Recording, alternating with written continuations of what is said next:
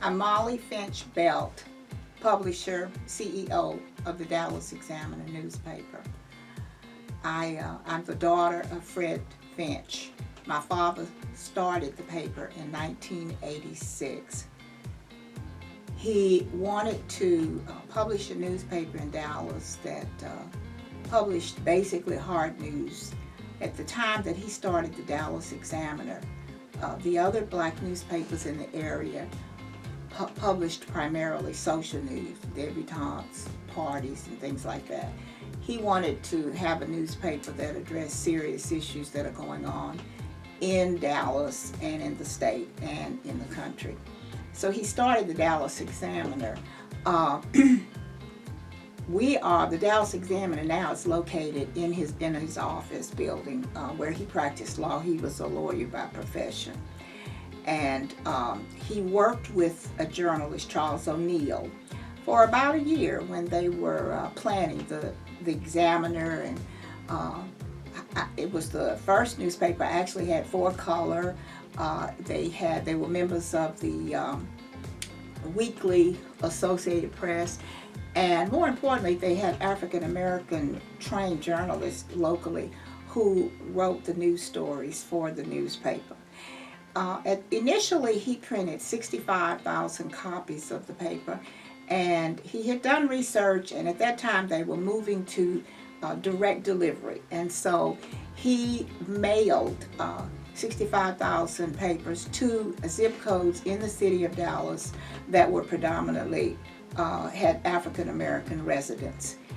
The Dallas Examiner has never had a loan from a bank or any other source. He used his own money and his own resources to start the paper. Unfortunately, after he published about 2 or 3 issues of the paper, this was in 1986, he and my mother were murdered in their home. And I am their only child. I inherited the paper. And so I took up the job as being publisher. I knew nothing about publishing. I had worked for the government for over 20 years. And my area was sociology, psychology, and not the newspaper industry. So I have learned over these 34 years the newspaper industry. It's been a struggle because, as we all know, the advertising is very difficult because of basically institutional racism, and a lot of people, black newspapers are not viewed as a source of information to reach our community. So we have done a lot of innovative things in order to bring revenue to the paper.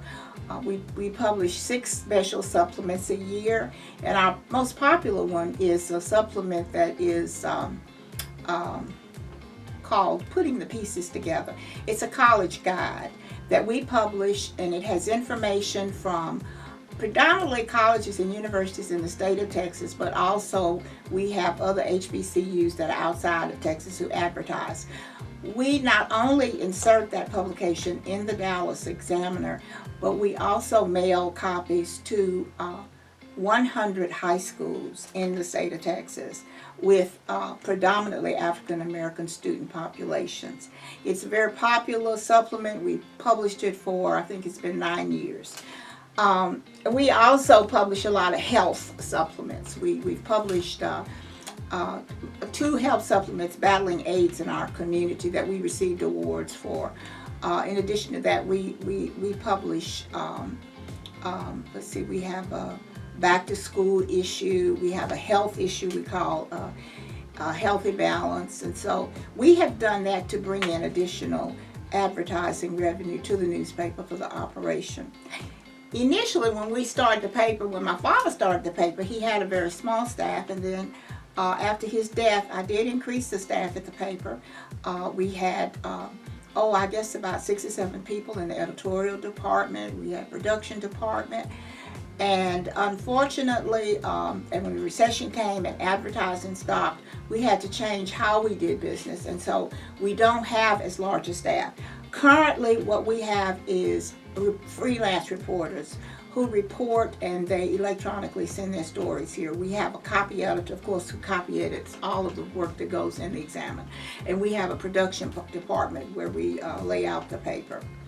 Um, the Dallas Examiner makes a special effort to inform our community about issues that are really pertinent to the African American community.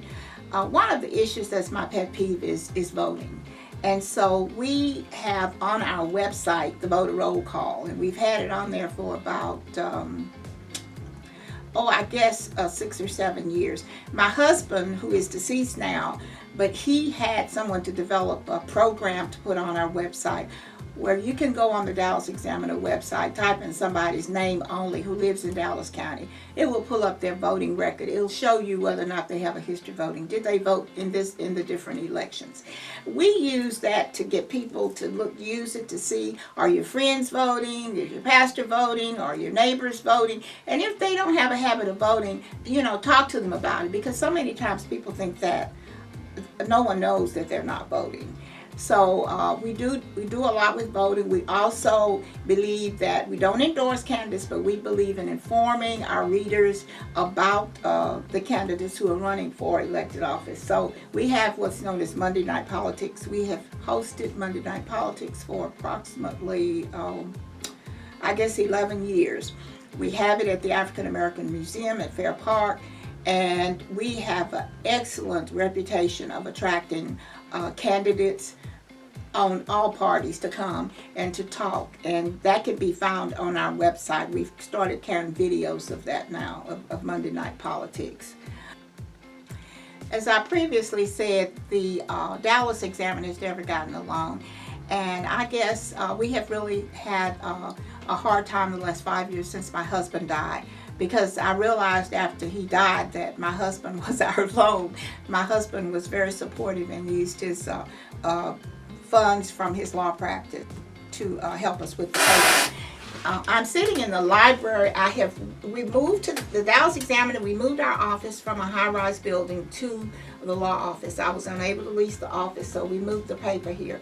And this is kind of a historical office because it has my father's law degrees. He finished Harvard Law School in 1954, and it has all his Supreme Courts. It has my husband's diploma. This is the office. It was my father's office, and it was the office where he conceived the Dallas Examiner. He worked along with Charles O'Neill, and they talked about it, and they worked for approximately a year to decide how they were going to roll out this new newspaper in Dallas. And there have been many times that I have wondered, I wanted to quit, but I put this sign up that I had framed, and basically it says, "Don't quit." And I have it right above the computer this is where I work all the time, and I look at that sign and it keeps me going. I don't publish the Dallas Examiner by myself. I have an excellent staff. Charity is our copy editor, and she makes sure that we don't have any mistakes in the paper and that all of the information is correct, is factual.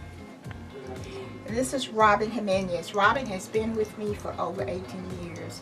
She is Vice President of Production for the Dallas Examiner. And as I said, it takes a team to produce this paper. And Robin is very creative. She's an artist as well as an editor. And so I don't know what we would do without Robin. This is Tina Jones, and Tina is my administrative assistant. She's a person that's here, and she has my back in everything. She worked for my husband for several years, and then after he died, she started working for the Dallas Examiner, and Tina means a lot to us. She keeps the staff together. This is James Belt III. He's my son, and he's my rock. He does all of the advertising by himself. He has stuck with me through thick and thin, and he works trying to get advertising. He knows that it's important for us to be the voice of the Black community, and we couldn't do that without advertising revenue.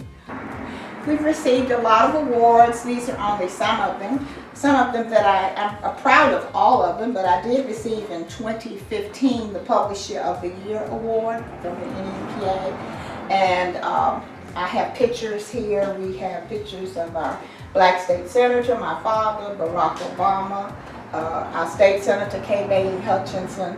And we just kind of put these here, and then we have our, as I said, our Monday night politic folders that we take out to the museum when we have Monday night politics.